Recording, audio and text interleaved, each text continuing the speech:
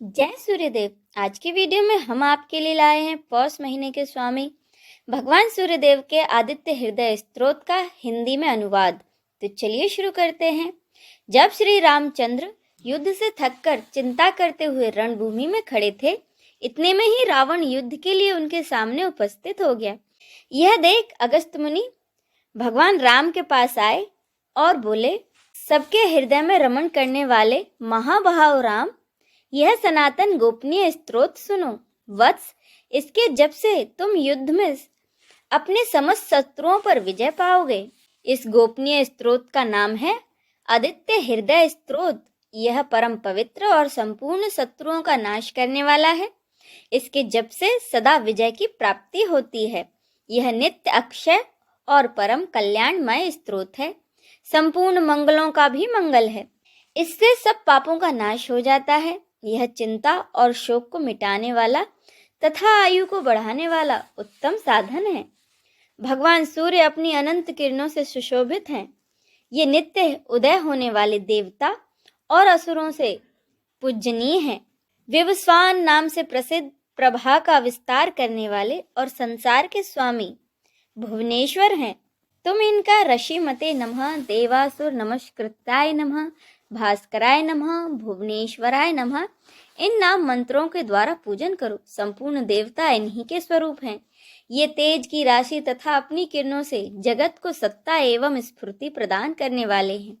ये ही अपनी रश्मियों का प्रसार करके देवताओं और असुरों सहित संपूर्ण लोकों का पालन करते हैं। ये ही ब्रह्मा, विष्णु, शिव, स्कंद, प्रजापति, इंद्र, कुबेर, काल, यम, चंद्रमा, वरुण, पितर, वसु, साध्य, अश्विनी कुमार, मनु, वायु, अग्नि, प्रजा, प्राण, ऋतुओं को प्रकट करने वाले तथा प्रभा के पुंज हैं। इन्हीं के नाम है आदित्य यानी कि अदिति के पुत्र, सविता यानी कि जगत को उत्पन्न करने वाले, सूर्य यानी कि सर्वव्यापक, खग यानी कि आकाश में विचरने वाले, पूषा यानी कि पोषण करने वाले, भानु यानी कि प्रकाशक, हिरण्य रेता यानी कि ब्रह्मांड की उत्पत्ति के बीज, दिवाकर यानी कि रात का अंधेरा दूर करके दिन का प्रकाश फैलाने वाले, हरिध्वस्व यानी कि दिशाओं में व्यापक अथवा हरे रंग के घोड़े वाले, सप्त सप्ती यानी कि 7 घोड़ों वाले, मरीचिमान यानी कि किरणों से सुशोभित, शंभु यानी कल्याण के उद्गम स्थान, त्वष्टा यानी कि भक्तों का दुख दूर करने अथवा जगत का संहार करने वाले, मार्तंडक यानी कि ब्रह्मांड को जीवन प्रदान करने वाले, अंशुमान यानी कि किरण धारण करने वाले, हिरण्यगर्भ यानी कि ब्रह्मा, शिशिर यानी कि स्वभाव से ही सुख देने वाले, तपन यानी कि गर्मी पैदा करने वाले, अग्नि गर्भ यानी कि अग्नि को गर्भ में धारण करने वाले,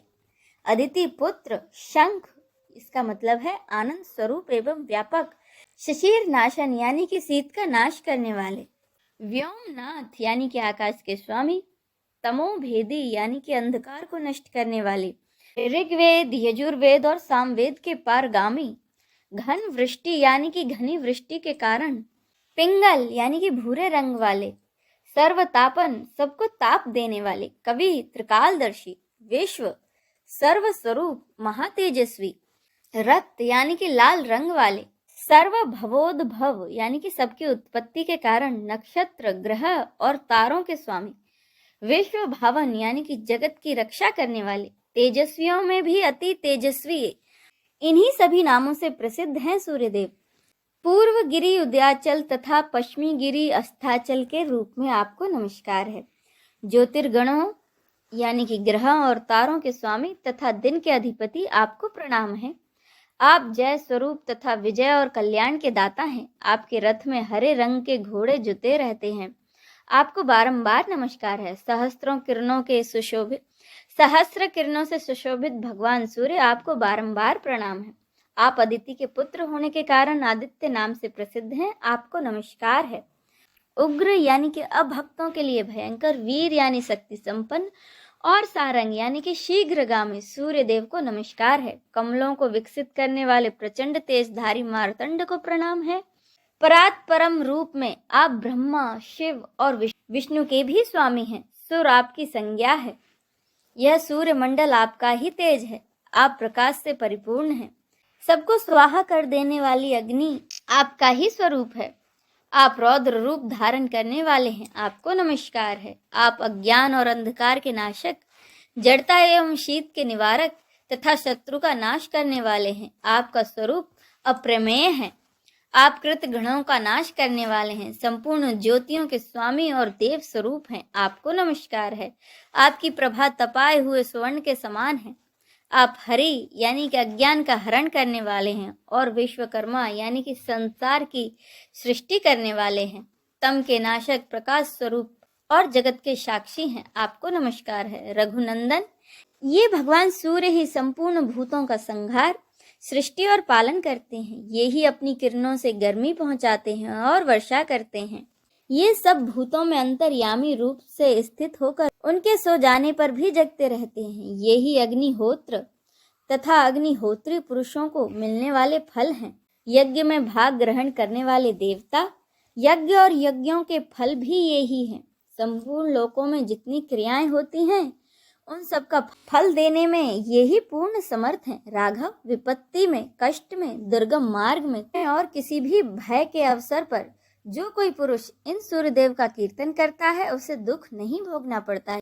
इसीलिए हे रघुनंदन, तुम एक चित्त होकर इन देवादिदेव जगदीश्वर की पूजा करो। इस आदित्य हृदय का 3 बार जप करने से तुम युद्ध में विजय पाओगे। महाभाव, तुम इसी क्षण रावण का वध कर सकोगे। यह कहकर अगस्त्य जी जैसे आए थे उसी प्रकार चले गए।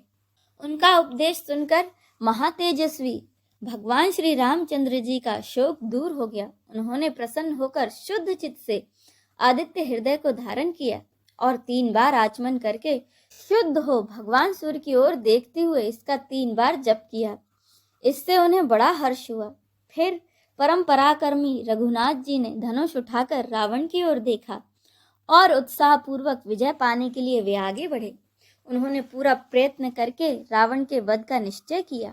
उस समय देवताओं के मध्य में खड़े हुए भगवान सूर्य ने प्रसन्न होकर श्री रामचंद्र जी की ओर देखा और निशाच राज रावण के विनाश का समय निकट जानकर हर्ष पूर्वक कहा, रघुनंदन अब जल्दी करो। इस वीडियो में बस इतना ही। आपको वीडियो कैसा लगा है कमेंट करके जरूर बताइएगा। जय सूर्यदेव।